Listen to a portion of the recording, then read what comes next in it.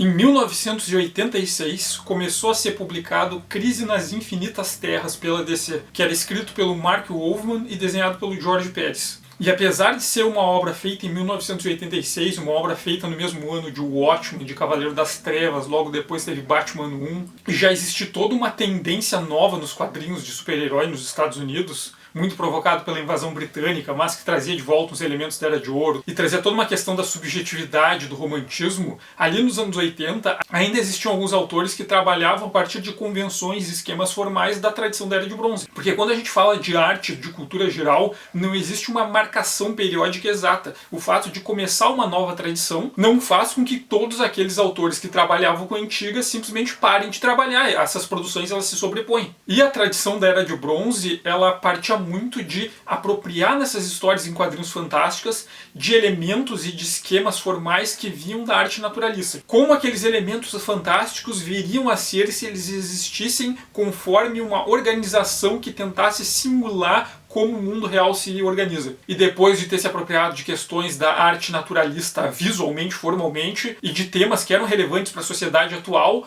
uma outra questão que faltava se aproximar do naturalismo era a forma como a narrativa era feita, porque as histórias da Era de Prata eram uma bagunça, tinham várias histórias que coexistiam e elas eram contraditórias, e a DC tinha toda uma variedade de universos paralelos com versões diferentes de cada personagem. E editorialmente se decidiu naquele momento acabar com essas versões paralelas e sobrepostas das narrativas e pegar todos esses personagens e colocar eles coexistindo numa linha narrativa única e coerente, e que tudo que acontecesse nas histórias pudessem ser encaixadas numa mesma linha narrativa diegética. E eles poderiam muito bem ter decidido, olha só, a partir do mês que vem, todas essas versões narrativas paralelas, esses universos alternativos, não valem mais nada e só vale o universo unificado que a gente vai publicar a partir de agora. Mas isso, de certa forma, acabaria indo um pouco contra essa proposta de criar uma diegese naturalista unificada. Então, Crise nas Infinitas Terras é um recurso narrativo dentro da própria diegese para justificar essa unificação de todos os universos paralelos. Ela não precisaria existir.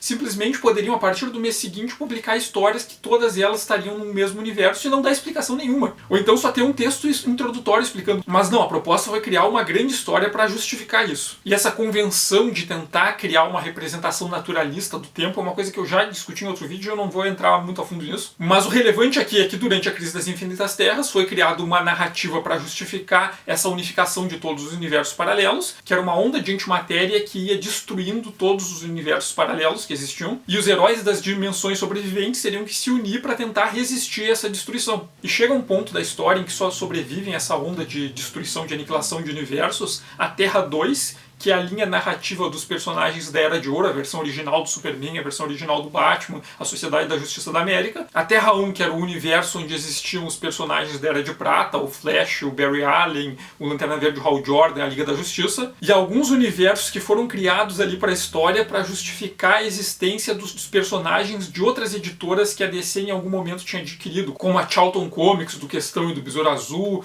a Fawcett Comics, do Capitão Marvel, e a Quality Comics, do Tio Sam e dos Combatentes da Liberdade. Só que durante a Crise nas Infinitas Terras, o Wolfman e o Pérez vão lembrar da Terra Primordial. Teve uma história do Flash, em que o Flash acaba sendo transportado para um universo alternativo, no qual os elementos desse universo coincidem com os elementos do mundo real em que a gente vive. E o Flash descobre que nesse universo existia a DC Comics, que era uma editora, e que tudo que acontecia na vida dele, das pessoas que ele conhecia, na verdade eram histórias em quadrinhos publicadas por essa editora, e chega um ponto que o Flash acaba encontrando o Julius Schwartz, que é o editor da DC que acabou criando toda a iniciativa que resultou na criação da Era de Prata, que é um elemento que depois, inclusive, o Grant Morrison vai repetir, fazendo o Homem-Animal se encontrar com ele, e que também não era novidade, porque na literatura tem toda uma tradição de personagens que se encontram com seus autores. Mas a questão da Terra Primordial é criar esse imaginário de que todos esses universos de super-heróis que existem, eles existem em dimensões paralelas ao nosso próprio universo, e o Flash teria vindo no mundo real. Só que a Terra Primordial, quando é apresentada na Crise das Infinitas Terras, ela acaba desconstruindo a própria ideia de Terra Primordial, porque ela também acaba sendo afetada pela onda de antimatéria, e é um mundo em que não existem super-heróis, mas existe um jovem que também se chama Clark Kent, e as pessoas debocham dele porque ele tem o mesmo nome do Superman, do personagem dos quadrinhos, só que ele é um fracassado, e ele é muito fã de histórias em quadrinhos. Quando o mundo dele está sendo destruído pela onda de antimatéria, ele descobre que ele também tem superpoderes, ele também tem os mesmos poderes do Superman. Só que o Superman acaba salvando esse Clark Quente da Terra Primordial, mas a Terra Primordial é destruída e ele acaba se juntando aos outros heróis durante a Crise nas Infinitas Terras, assumindo o nome de Superboy Primordial. E o Superboy Primordial é um personagem tão ruim, que chega um ponto que ele dá a volta e começa a apresentar coisas interessantes. Só que só a existência do Superboy Primordial já é uma avacalhação total com o conceito da Terra Primordial. Porque se a ideia original era criar esse imaginário de que a Terra Primordial era o mundo em que a gente vive e que os super-heróis da DC existiam em mundos paralelos ao nosso, quando a Terra Primordial é destruída pela onda de antimatéria e o Superboy Primordial manifesta poderes de Superman, já destrói todo esse conceito, porque fica evidente que a Terra Primordial não é o mundo em que a gente vive. Mas no final da Crise nas Infinitas Terras, esses mundos paralelos sobreviventes, eles são assimilados e fundidos na Terra 1, só que tem a questão de que o Superman da Era de Ouro e o Superman da Era de Prata, ambos eram Clark Kent, não eram versões diferentes do mesmo herói, mas versões diferentes do mesmo personagem. Então o Superman da Era de Ouro, ele acaba sendo apagado da narrativa do universo novo unificado. Então no final da história, o Alexander Luthor, que é o filho do Lex Luthor da Terra 3, ele cria um tipo de bolha dimensional onde vão viver esses personagens que não tem mais um lugar. Então vai ele, o Superman e a Lois Lane da Era de Ouro e o Superboy Primordial são mostrados indo viver nessa mini dimensão e depois a história acaba e não se fala mais neles. Até que quase 20 anos depois, em 2005, o Geoff Johns escreve A Crise Infinita. Bom, A Crise Infinita é uma confusão. Ela primeiro começa mostrando várias desgraças que aconteceram. O Batman teve a memória apagada por membros da Liga da Justiça e se torna paranoico, cria uma versão nova do Irmão Olho, que é o satélite lá do OMAC, que o Jack Kirby tinha criado, só que essa versão do Irmão Olho do Batman é criada para monitorar todos os super-heróis, só que ele acaba criando consciência própria e começa a perseguir, caçar os super-heróis e dizer que está fazendo aquilo porque ele está cumprindo a programação que o Batman pediu para ele fazer. O Max Lord mata o Besouro Azul e a Mulher Maravilha mata o Max Lord na frente de câmeras que estavam filmando e transmitem isso para o mundo inteiro e as pessoas param de confiar nos super-heróis. O Super-Homem começa a duvidar se ele realmente faz alguma diferença no mundo. O planeta Han do Adam Strange entra em guerra com Thanagar, o planeta do Gavião Negro. A base da Liga da Justiça na Lua é destruída. Então um monte de desgraça. Vai mostrando um monte de desgraça, como o mundo tá todo detonado, tá tudo perdido, todo mundo tá fracassando. E tem uma narração de alguém que tá observando aquilo. E no final do primeiro capítulo, a gente vê que tem de fato um grupo de personagens que está observando aquilo e meio decepcionado. E meio que questionando se aquilo ali não é culpa deles. E no final a gente descobre que quem tá observando tudo é o Superman e a Lois da Era de Ouro, o Superboy Primordial e o Alexander Luthor, que passaram todos esses anos observando tudo que acontecia nesse novo universo e decidiram que chegou a hora deles intervir. E o Superman da Era de Ouro, basicamente, ele quebra a barreira dimensional a soco. Ele dá porrada até furar a dimensão e eles conseguirem entrar no universo unificado. Então o que a gente tem a partir daqui é uma grande confusão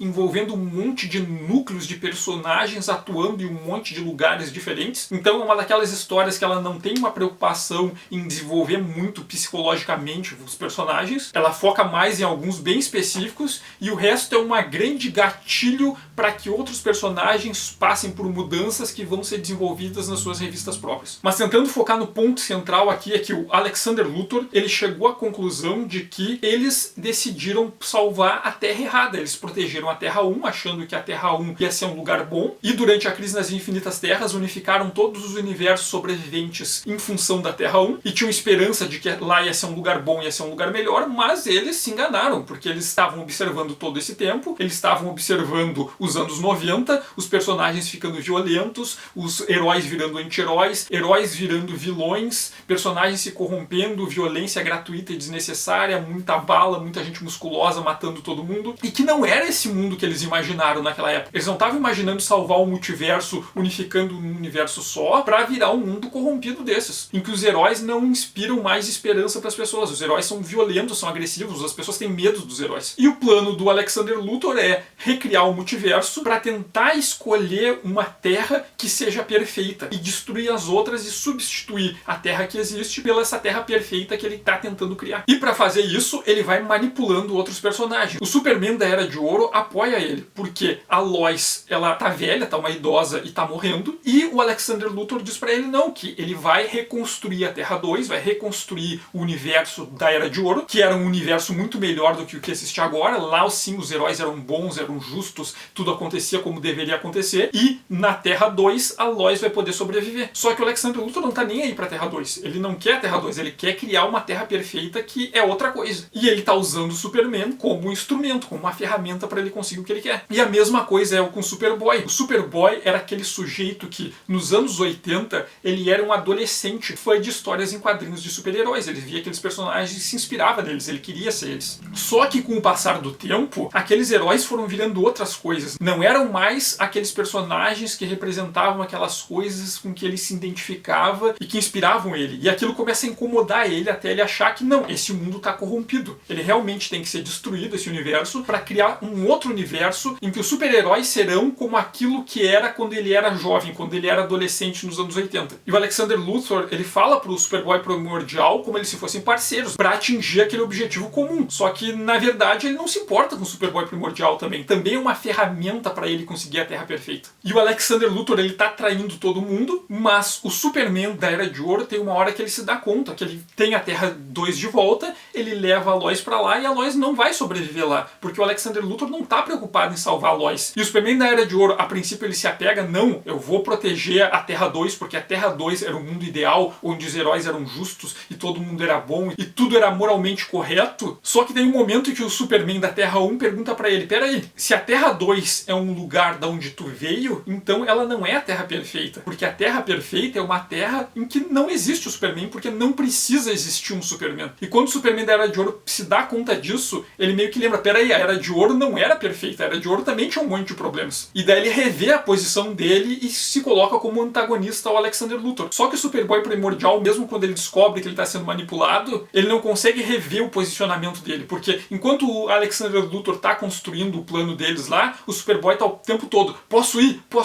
agora, e o Luthor não deixa, não, peraí que eu preciso de ti, peraí, por isso que eu preciso de ti. Até que um ponto ele vai. Onde é que ele queria ir? Ele vai até o Connor Kent, o Superboy, para tirar satisfação do Connor Kent. E o que ele faz quando encontra o Connor Kent é dizer pra ele, não, vai, admite.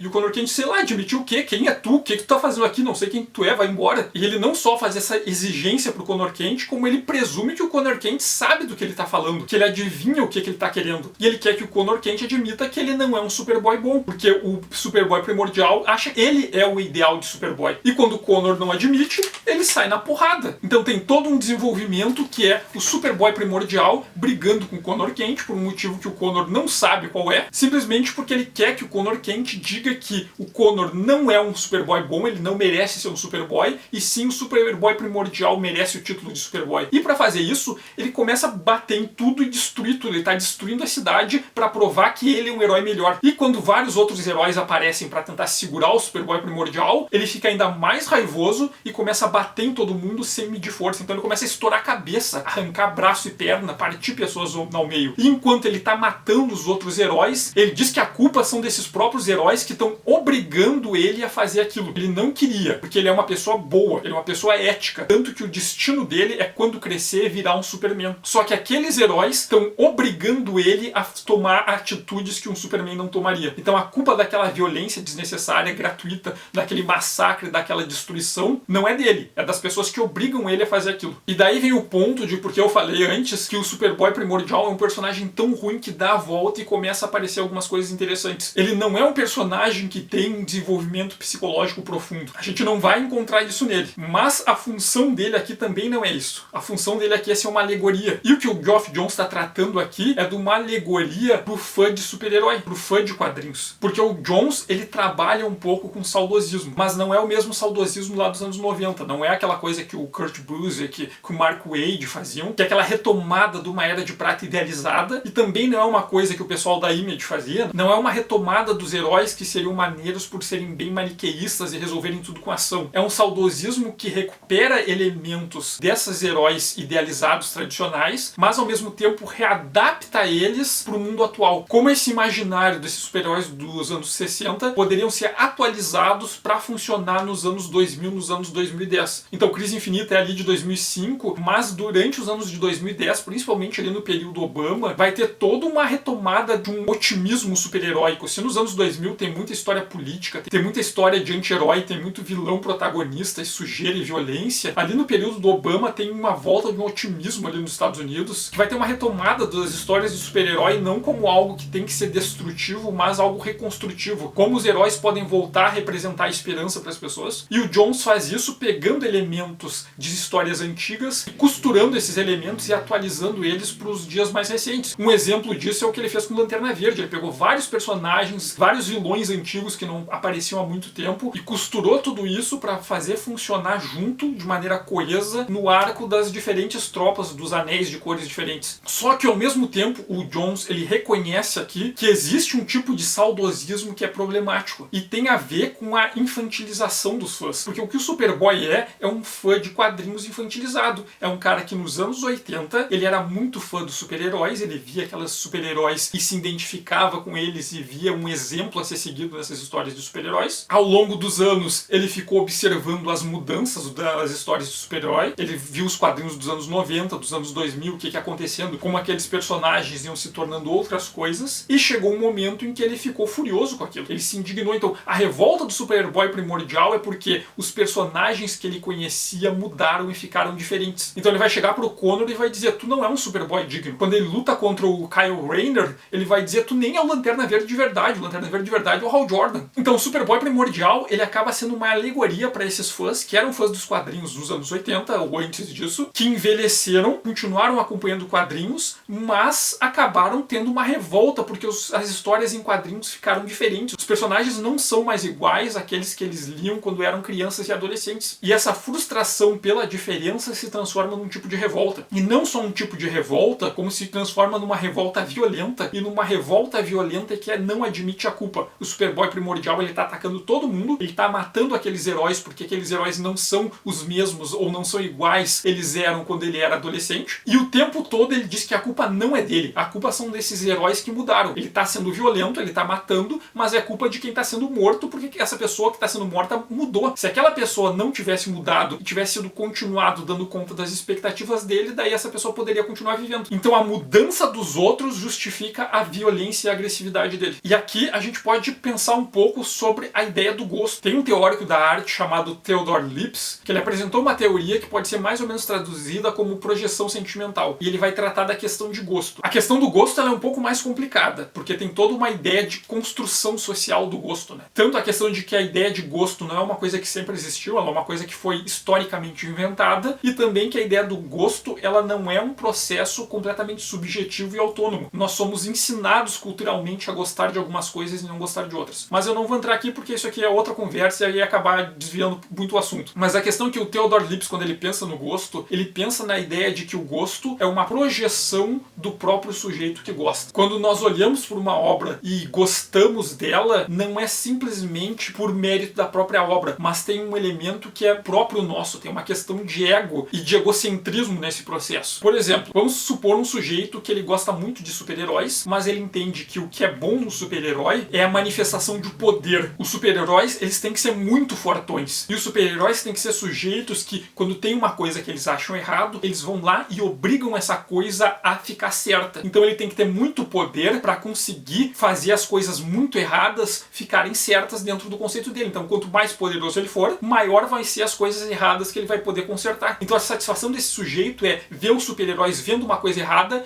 e ir lá e dando porrada até colocar isso no lugar certo, usando os poderes dele para consertar aquilo que supostamente está errado. E ele gosta de ver isso de uma maneira bem grandiosa. Quanto mais grandioso for a ação do herói, quanto mais superior o herói parece ser em relação aos humanos normais, quanto maior for a ameaça que o herói enfrentar, mais legal ele acha essa história de super-herói. Então esse sujeito que ele tem esse tipo de gosto formado, essa é a noção dele de o que ele gosta ou não, que pode ser algo que nem é tão consciente, porque não são todas as pessoas que param para pensar, do que eu gosto? Por que eu gosto dessa coisa que eu gosto? Tem pessoas que só gostam e não param para pensar sobre o processo de gostar. E mesmo aquelas pessoas que pensam no processo de gostar, elas não fazem isso o tempo todo. Elas podem ter um pensamento mais crítico sobre alguma coisa, mas sobre outras também ir no automático. Então nós temos esse sujeito que ele gosta dos super-heróis por esses motivos, e daí esse sujeito vai ver a Liga da Justiça do Zack Snyder. E obviamente ele vai gostar da Liga da Justiça do Zack Snyder, porque a Liga da Justiça do Zack Snyder vai construir todo o imaginário do super-herói a partir dessa noção de fantasia de poder. Esses caras que são grandiosos, tudo é numa escala muito elevada, e são esses personagens que eles vão lá e resolvem tudo na porrada. Eles são muito poderosos e eles veem uma coisa que estão errada e vão lá e vão usar todo o poder deles para dar porrada e forçar a coisa a voltar a ser certa. Então o sujeito que tem essa noção de gosto de história de super-herói, ele vai olhar pro filme do Zack Snyder e vai gostar. gostar. Só que a questão é que o gostar do filme não é só pelo mérito do próprio filme, mas tem a ver com gostar de si próprio. Segundo o Lipps, quando a gente gosta de uma coisa,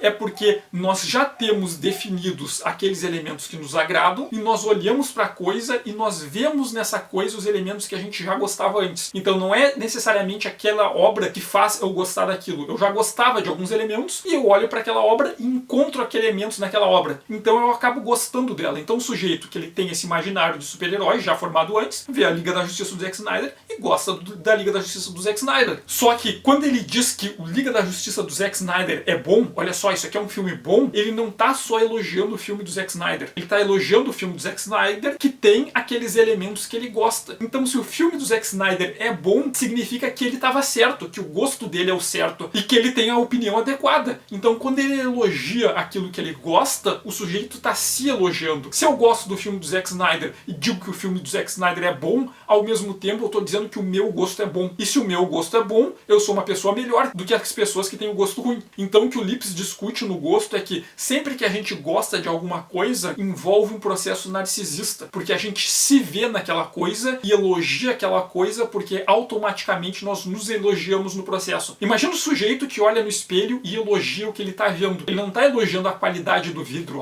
como esse espelho é bom. Não, ele está elogiando a sua própria imagem. E ao dizer que a imagem que ele vê no espelho é bonita, ele está reforçando a ideia de que ele mesmo é bonito. Daí a ideia do Lipps de que o gosto ele é sempre uma projeção. Nós projetamos características nossas na coisa que observamos e quando a gente aprova aquela coisa, nós nos aprovamos. Então o gostar é sempre um processo que envolve ego e narcisismo. E tá tudo bem gostar disso e ter esse processo que é narcisista e que envolve o ego. Isso é uma coisa normal. O problema é quando isso se torna um exagero em que o sujeito não consegue mais diferenciar a pessoa dele daquele objeto que ele está apreciando. Por exemplo, se eu chegar e disser, olha só, eu acho que o Liga da Justiça do Zack Snyder ele é problemático. O fato de eu criticar o filme Liga da Justiça do Zack Snyder em nenhum momento significa que eu estou criticando o Zack Snyder. O Zack Snyder eu não conheço ele, talvez ele seja uma pessoa muito bacana. Entende? A crítica à obra não significa uma crítica ao autor. O problema é o sujeito que é o fã daquela obra que não só não entende que a crítica à obra não é uma crítica ao autor, como ele não entende que a crítica a uma obra não é uma crítica ao próprio fã. O sujeito gosta muito daquela obra, ele se projeta tanto naquela obra, ele se vê tanto naquilo que quando alguém critica, do mesmo jeito que ele elogia a obra, ele está se elogiando, quando alguém critica a obra, ele acha que a pessoa está criticando ele, que está colocando a noção de gosto dele em xeque. E se o gosto dele não é bom, então supostamente ele seria uma pessoa inferior, ele seria uma pessoa pior, e com isso ele se sente ofendido. O gosto em si não é um problema. O problema é quando o gosto é tão grande que o sujeito não só vê o seu reflexo no objeto, como ele entende que o objeto é uma extensão, é uma continuidade dele. Porque daí qualquer agressão ao objeto, ele entende como uma agressão a ele. Isso acontece muito, por exemplo, em política partidária ou em religião. Por exemplo, a gente critica o presidente e tem pessoas que apoiaram tanto o presidente que se houve uma crítica ao presidente, acham que é uma crítica a eles próprios e se sentem ofendidos e querem brigar. E o Superboy Primordial é uma alegoria para esse fenômeno nos fãs de quadrinhos. Quantas vezes vocês devem ter visto na internet alguém manifestar uma opinião sobre um personagem, sobre uma história em quadrinhos, e ter alguém que discorda daquilo, mas ele discorda com tanta veemência que ele vai começar a agredir, ofender a pessoa. E é normal ter opiniões diferentes, ter preferências diferentes, ter gostos diferentes. Mas se a pessoa chega ao ponto de brigar com outra pessoa por causa de um personagem de quadrinhos, é porque essa pessoa ela não consegue diferenciar essa questão do objeto e de si próprio. Ele vê o objeto como uma extensão de si próprio e o que ele entende como um ataque ao objeto, ele entende como um ataque a si próprio. E isso é uma pessoa que ela não é emocionalmente saudável para chegar nessa condição. E Superboy Primordial é uma pessoa que ele tinha muito apego aos super-heróis nos anos 80, ele via aqueles personagens como modelo, ele se identificava com eles, só que o mundo mudou, as histórias em quadrinhos se modificaram para se adaptar a questões mais recentes, de períodos históricos diferentes, e o Superboy Primordial ele não aceita, porque ele é tão identificado com aqueles super-heróis como eles eram lá nos anos 80, que qualquer modificação neles, ele a entende como uma agressão a ele próprio. A autoimagem que o Superboy Primordial tem dele próprio está tão vinculada com esses personagens que ele entende que se esses personagens forem modificados, seria uma agressão à identidade dele como pessoa. E por isso ele não aceita a mudança. Ele se nega a lidar com qualquer tipo de mudança, com qualquer tipo de leitura do diferente. Que é um reacionarismo enorme, né? Porque se a gente parar pra pensar no Batman dos anos 80, no Batman do Frank Miller, alguém que é muito fã do Batman de Frank Miller, qualquer versão do Batman feita depois, ele acha que é absurdo, que estragaram o personagem, que os fãs têm que reclamarem com a DC pra impedir que a DC mude o Batman. Tá, beleza. Mas imagina se quando o Cavaleiro das Trevas foi publicado, os fãs da época dissessem que o Frank Miller tinha estragado o Batman e tivessem feito petição pra DC pro Batman nunca mudar e ficar sempre igual o Batman do Dennis O'Neil e do Neil Adams. Ou se quando o Batman do Dennis O'Neil e do Neil Adams foi publicado, os fãs antigos reclamassem que a DC estava estragando o Batman e que o Batman tinha que ficar igual o Batman era na Era de Prata, porque aquele é o Batman de verdade, que colocava patinhos com foguetes para perseguir alienígenas. Ou se nos anos 60 os fãs do Batman reclamassem que eles tinham estragado o Batman, que a DC não deveria mudar o Batman para continuar sempre igual o Batman de verdade, que é o Batman dos quadrinhos dos anos 40. Aquele Batman que não tem personalidade nenhuma desenvolvida e que usa um revólver para caçar gangster. Esse seria o Batman que a gente teria até hoje. E o Superboy Primordial é uma grande alegoria para esse fã reacionário que não consegue lidar com o diferente porque ele não consegue separar o personagem dele próprio. Ele acha que uma mudança é uma agressão a ele. Então uma pessoa que pensa assim é uma pessoa que não tem bem definida a sua própria personalidade, que está tão dependente daquelas histórias que se elas mudarem, a personalidade dele não vai mais fazer sentido porque não é mais igual àqueles personagens. Então é usar os personagens como um tipo de muleta para autoimagem que, se aquele personagem for modificado, a autoimagem do fulano deixa de existir. E também para aquele pessoal que reclama de qualquer coisa é lacração, porque o lacração virou um termo genérico e toda generalização é a negação do pensamento crítico. Eu não estou dizendo que não se deve criticar mudanças, mas tem alguma mudança, vamos pegar essa mudança específica, vamos pensar sobre ela, vamos ver quais são os problemas nela, vamos ver o que tem de interessante na mudança e fazer uma análise pontual. Quando alguém diz que tudo que é diferente é lacração, significa que a pessoa não está fazendo uma análise crítica de fato, ela não está pegando aquela coisa e analisando, ela simplesmente criou um rótulo geral e coloca tudo lá dentro. E grandes generalizações são o oposto do pensamento crítico, são o oposto da inteligência. Criar uma grande generalização e colocar tudo lá dentro sem nem olhar para a coisa antes de colocar lá dentro é simplesmente o não pensar. É decidir que aquilo é ruim sem nem olhar de fato para aquilo e pensar sobre aquilo só porque aquilo é diferente. E o Jones vai reforçar essa ideia do Superboy Primordial uns anos depois, já em 2010, durante a publicação da Noite Mais Densa. Porque o Superboy Primordial ele vai acabar sendo capturado pelos Lanternas Verdes, ficar um tempo preso, depois ele se junta à tropa do Anel Amarelo, do Sinestro. Depois ele briga com a Legião dos Super-Heróis e quando os universos alternativos são restaurados, ele é mandado de volta para o universo dele, só que com os poderes reduzidos. Então ele não consegue mais fugir de lá. Em 2010, durante a Noite Mais Densa, quando os Anéis Negros ressuscitam vários personagens como zumbis, o Jones vai publicar um arco em 2 partes na Adventure Comics, na número 4 e na número 5. Vai mostrar o Superboy Primordial na Terra Primordial. E o que aconteceu com ele lá? Ele virou um fã desses de quadrinhos, ele tem a coleção dele enorme de quadrinhos, vive na casa dos pais dele,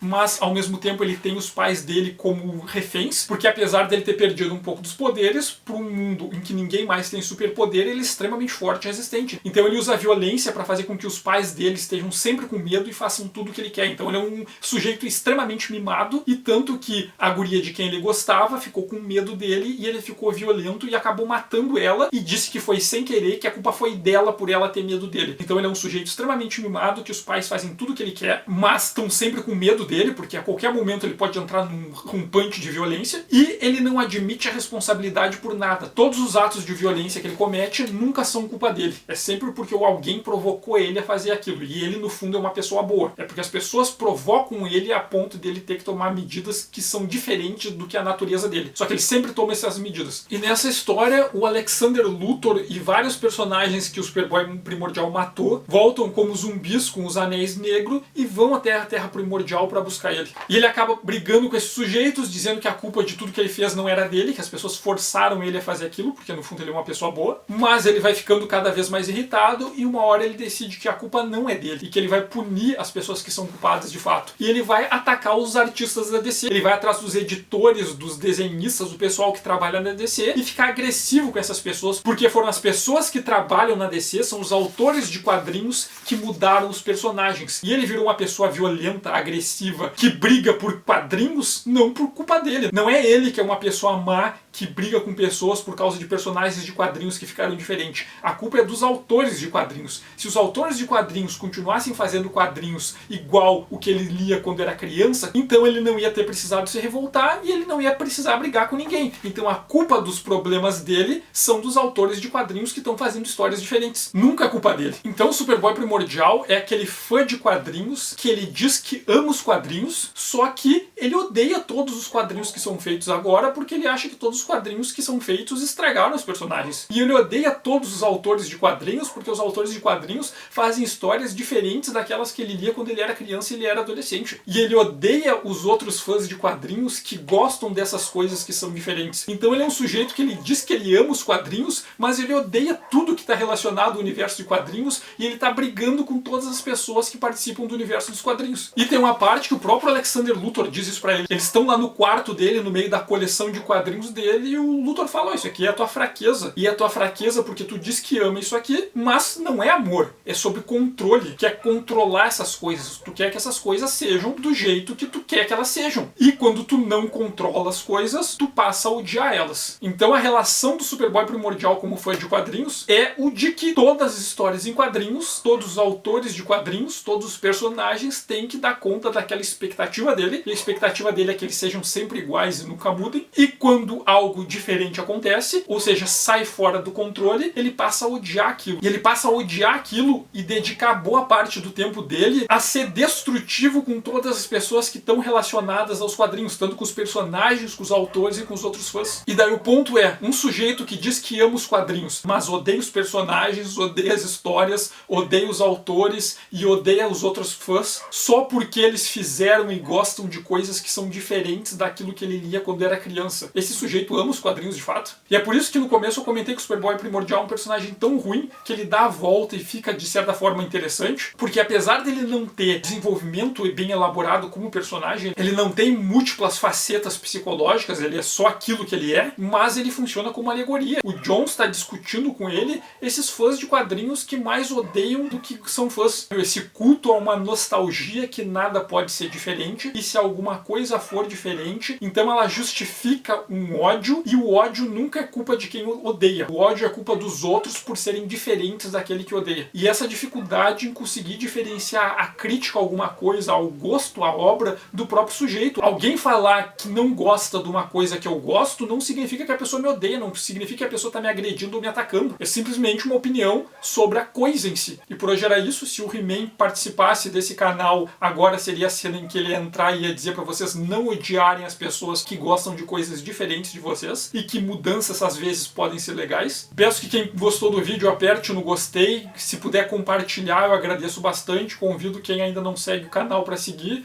E obrigado e até o próximo vídeo.